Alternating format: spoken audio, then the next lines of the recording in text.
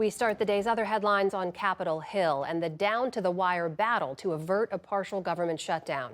This afternoon, the Senate advanced a bill by the Republican-led House that would fund the government through the end of September. It would give President Trump and his allies wide leverage to carry out their budget priorities. Democrats were deeply divided on how to proceed after Senate Leader Chuck Schumer announced last night that he would support the measure. That led to anger within the party ranks, with some floating the idea for new leadership. The Federal Aviation Administration announced today it will impose permanent restrictions on non-essential helicopter flights around Washington, D.C.'s Reagan National Airport. The new rules align with recommendations made earlier this week by the National Transportation Safety Board. The agency is investigating the January collision between an American Airlines jet and a Black Hawk helicopter that killed 67 people. The board cited the, quote, intolerable risk of collisions after finding records of 85 so-called near misses since 2011. Federal aviation officials say they'll investigate the cause of a fire that broke out on an American Airlines jet as it was taxiing at Denver's International Airport.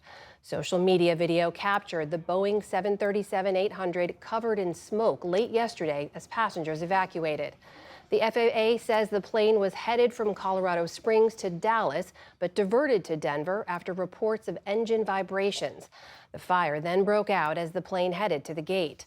Airport officials say 12 people were taken to the hospital with minor injuries. Turning now to the war in Ukraine, the Trump administration is expressing cautious optimism after a U.S. envoy met with Russian President Vladimir Putin about a 30-day ceasefire. The U.S. put the deal on the table earlier this week, and Ukraine has already endorsed it. Online, President Trump called the talks good and productive, adding that, quote, there's a very good chance that this horrible, bloody war can finally come to an end. Later, Putin said he would spare the lives of Ukrainian troops in Russia's Kursk region, seen here on Russian-released video, but only if Ukraine's government tells them to stand down. If they lay down their arms and surrender, they will be guaranteed life and decent treatment in accordance with the norms of international law and the laws of the Russian Federation. Ukraine's army has denied Moscow's claims that Russia has their forces surrounded in Kursk, though President Volodymyr Zelensky admits the situation is, quote, very difficult. In Canada, former central banker Mark Carney has been sworn in as the country's new prime minister. I, Mark Carney, do solemnly and sincerely promise and swear he takes over from longtime leader Justin Trudeau and enters office at a time when many Canadians are angry at the comments and the conduct of President Trump. In a speech, the 59-year-old repeated his criticisms of Mr. Trump's trade war and his threats to annex Canada as the 51st state. Carney said he's ready to meet with Trump, but only if the American leader shows respect for Canadian sovereignty. He's expected to call a general election in the coming days or weeks. In The Hague, former Philippine President Rodrigo Duterte appeared before the International Criminal Court today as he faces charges for crimes against humanity. The 79-year-old appeared briefly via video conference from a nearby detention center where he's being held. Duterte was arrested this week in Manila on murder charges linked to his deadly war on drugs. Human rights groups say as many as 30,000 people were killed. His defense team slammed his arrest, calling the case political score settling, and a pretrial hearing has been set for September 23rd. In the Middle East, Hamas says it has agreed to a proposal to release one living hostage and the bodies of 4 others who died in captivity in Gaza.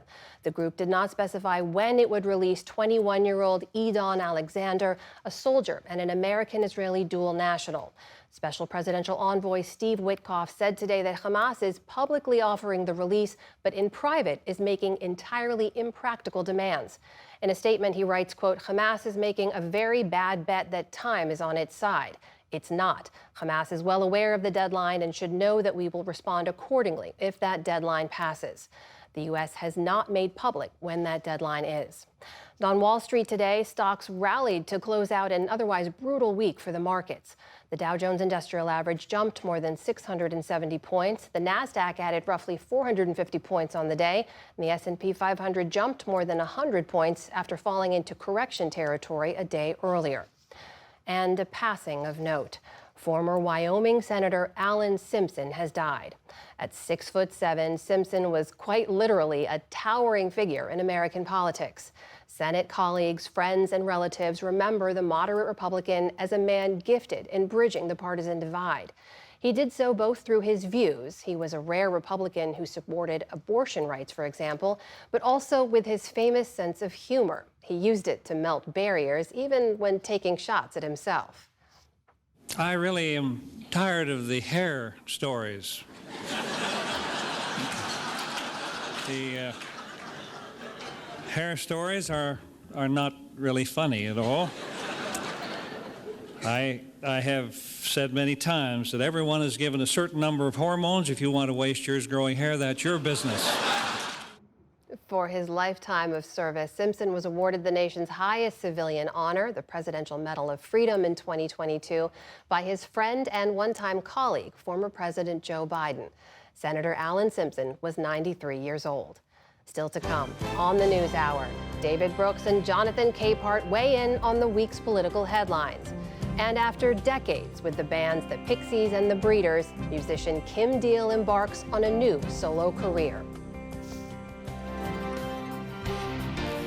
This is the PBS NewsHour from the David M. Rubenstein Studio at WETA in Washington, and in the West from the Walter Cronkite School of Journalism at Arizona State University.